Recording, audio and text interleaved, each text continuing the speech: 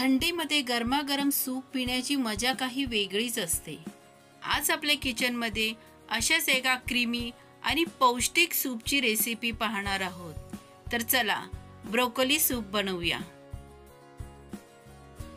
तर इथे मी बटाटा आणि ब्रोकोली बारीक कापून स्वच्छ धुवून आपल्याला 1 ग्लास पाणी घालून ते वाफवून घ्यायचे आहेत।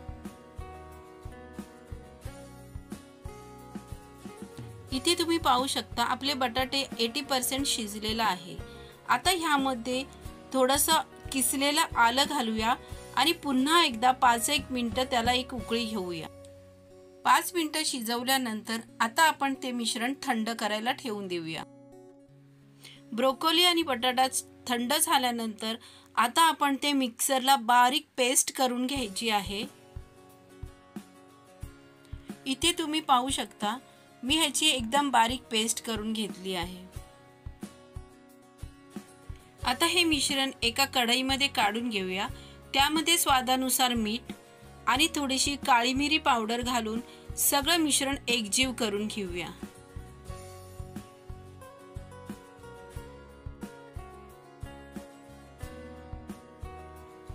आता कढई गॅसवर ठेवून त्यात थोडंसं पाणी घालायचं आहे आणि हे मिश्रण गरम करून घ्यायचं आहे।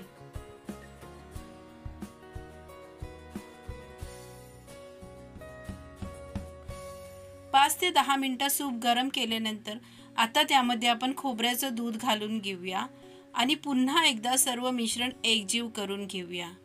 खोबऱ्याचं दूध घातल्यानंतर सूप गॅसवर ठेवायचं नाही। आता गरमागरम सूप सर्व करूया। इथे तुम्ही पाहू शकता किती मस्त क्रीमी असं आपलं सूप तयार झालेलं आहे। आता उकडलेले गाजर, ब्रोकोली आणि थोड्याशा भोपळ्याच्या बियांनी त्याला गार्निश करूया। तुम्ही ही रेसिपी नक्की ट्राय करा आणि कशी झाली हे मला कमेंट करून नक्की सांगा।